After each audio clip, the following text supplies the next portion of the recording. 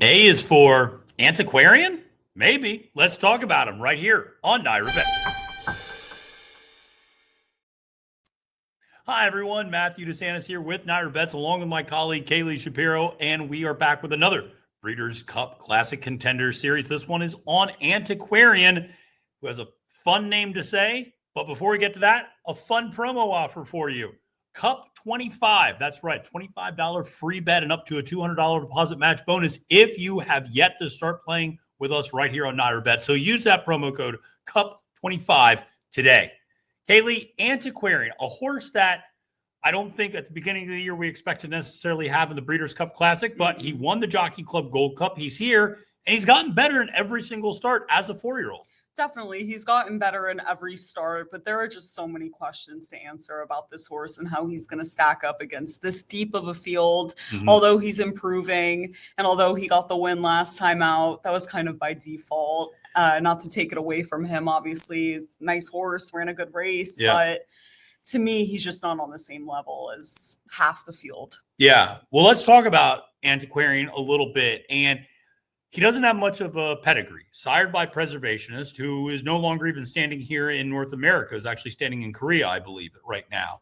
And a horse that didn't go for a lot of money, but Centennial Farms owns him, and Todd Pletcher trains him. We don't really know who's going to jockey him yet because John Velazquez has traditionally been aboard, but I don't think Johnny V has given up Fierceness to ride Antiquarian.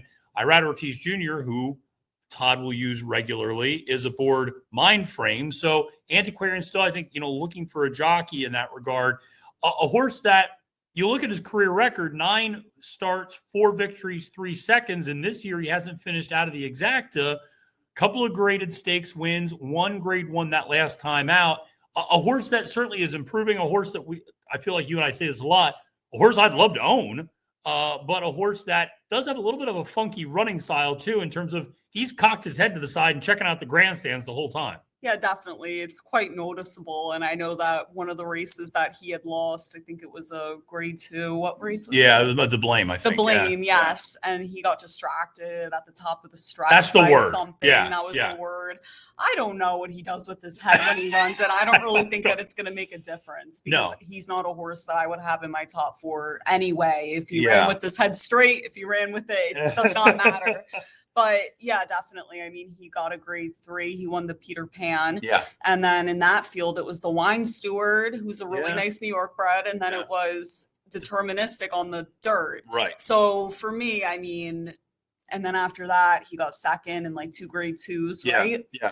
And then won a grade 1 last time out. Yeah. But to me, like, I just don't think that he's on the same level as a lot of this field, but I certainly am happy he's in the race. He makes it just a little bit more interesting. He does, and he has an effective running style in that he likes to sit, a couple lengths off the pace. Now, the problem is you have 3 Todd Pletcher runners in this year's field. Fierceness, who is going to be up on or very close to the lead, depending on what contrary thinking decides to do as the rabbit. You have Mindframe, who likes to sit a couple of lengths off the pace. And you have Antiquarian, who likes to sit a couple of lengths off the pace. So it's going to be interesting to see how everybody works out their preferred trip. One thing I will say about Antiquarian is he does seem to like the 1.25-mile distance, much like his dad in that regard. He does. I don't have any questions with distance on him. He's not a horse that gets tired. He almost tracked down Phileas Fogg in that Suburban 2-back where he actually easily bested a horse like Locke, who was obviously a very highly regarded horse after winning the Cigar Mile and the Big Cap. And he wasn't the same ever since. No, he wasn't the same ever since that Big Cap, even though he did come back to win the Woodward a little bit later on. And obviously Locke, for those of you who might not be aware, was recently retired due to an illness and will not be entered in this year's Classic because otherwise Pletcher would have had 4 horses. But I think we do have to talk about the Jockey Club Gold Cup, which is his lone grade 1 and the reason that he's in this race. And you can't avoid you don't want to take anything away from the horse. He ran a 108 Beyer speed figure. He ran a big race, okay? To be clear, he ran a career best Beyer that day.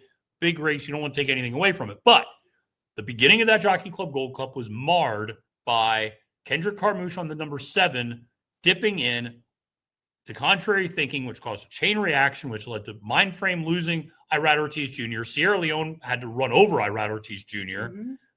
And notice I said the 7, the number 8 was Antiquarian. So when we go and watch this, literally the only horse not affected by the start is Antiquarian on the far outside. Which makes all the sense in the world. I mean, when you think about it, I remember you pointed that out like right after the race to me. And I was like, oh my God, you're right. He was. And it's crazy when you think about it that way. He was the only one that wasn't impacted and he won. And it's not to take anything away from him. You know, if I had this horse and he won that race, I would be sending him to the Classic as well. You have to take a shot, and he's a really nice horse. Obviously, he's done nothing but improve, but you got to, you know, keep it real. He did win by default that day, and Sierra Leone was coming after him. Yeah, he won by over a length. Yeah, but Sierra Leone was really coming after him after being taken out of the race completely. Yeah, and that's one of the things when you watch the end of the Jockey Club Gold Cup, you'll see Antiquarian with that blaze and his head cocked to the side, kind of coming from off the pace to track down Phileas Fogg. But you'll see Sierra Leone coming from much further back than he's normally done as a 4-year-old.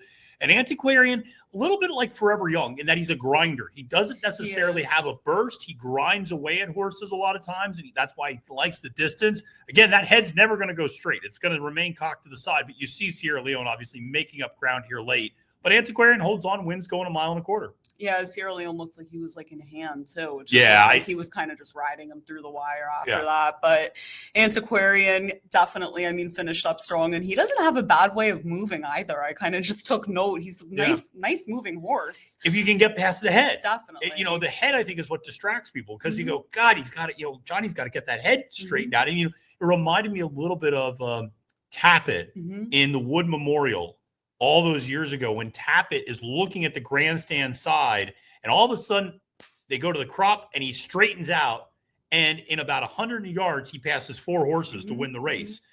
And Antiquarian's really interesting because I actually talked to some of the people at Centennial and they've debated about whether to put blinkers on him and whether or not that's going to help. But they go, listen, he runs so well without blinkers, why to try to mess with him at that point? Which I understand. I respect that decision. Definitely makes a lot of sense. That could go sideways. You just never know. But I'm really curious to see who's going to ride him because Johnny V piloted him to that victory in the Jockey Club Gold Cup. So Johnny V's obviously, I mean, you could pick anyone to be on your horse. You know, but I do wonder who's going to end up on him now. Any ideas? No, it's going to be interesting. You know, wouldn't shock me maybe because Jose's taken on journalism.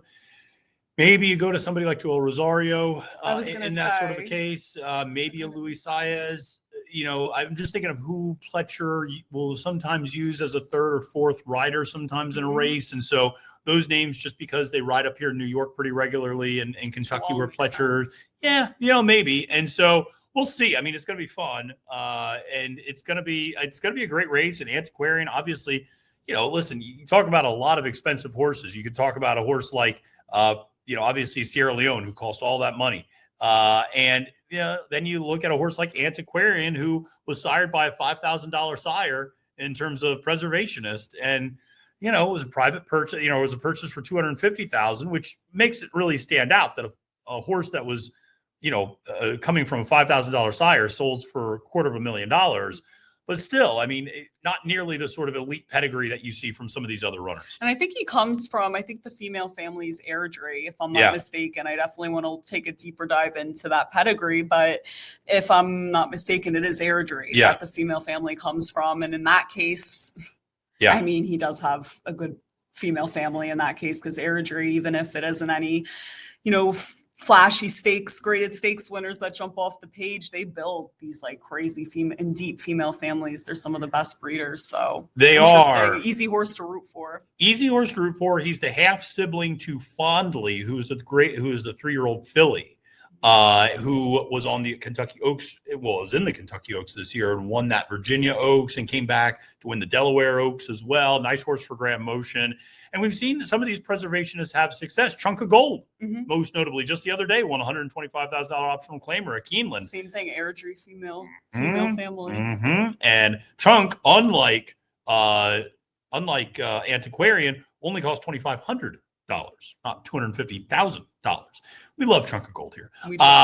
So who doesn't love a $2,500 horse who's now earned $830,000? That's wild. I mean, I'd be over the moon to just even be in the race with this horse. So I'm Oh happy yeah, that absolutely. that he's here, and it's Absolutely. gonna be really interesting. No, and then here's the thing about an Antiquarian. He's an honest horse. Mhm. He's going to run his race. Yeah, for sure. He might not be good enough, but he's going to run his race.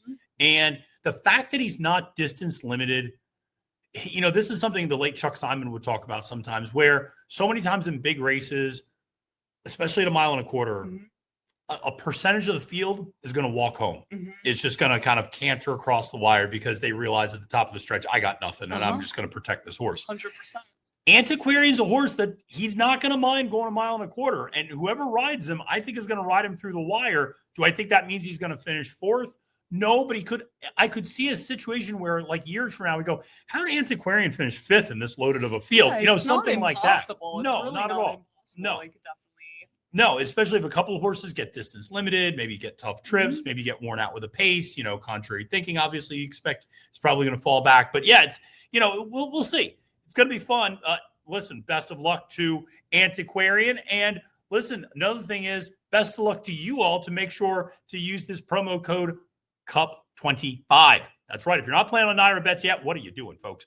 But got to use that promo code CUP25. You get a free $25 bet and up to a $200 deposit match bonus. So use that promo code today. For Kaylie, Shapiro, my name is Matthew DeSantis, wishing you a great and prosperous day at the races. And reminding you, friends, it's now post time.